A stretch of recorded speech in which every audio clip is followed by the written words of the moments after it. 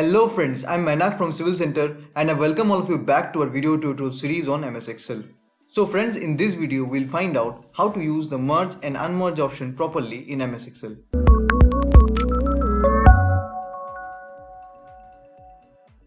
Suppose we have a table here. Now we want to give a heading to the table and all the heading will be mentioned in a single cell. So we can select the top row here, which is above the table, and then go to our home and then merge and center.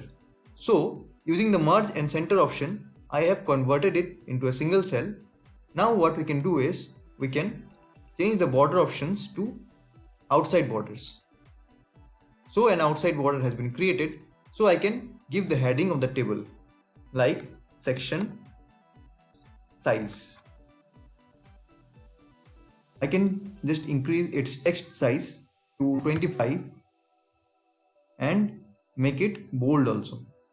So I have given the heading of this table using the merge and center option. So now how to unmerge this? For that I select this and go to unmerge cells.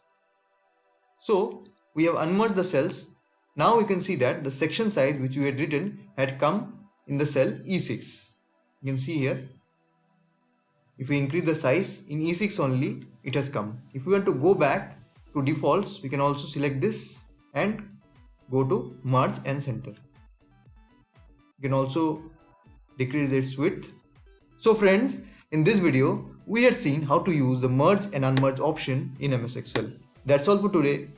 See you in the next video. Bye.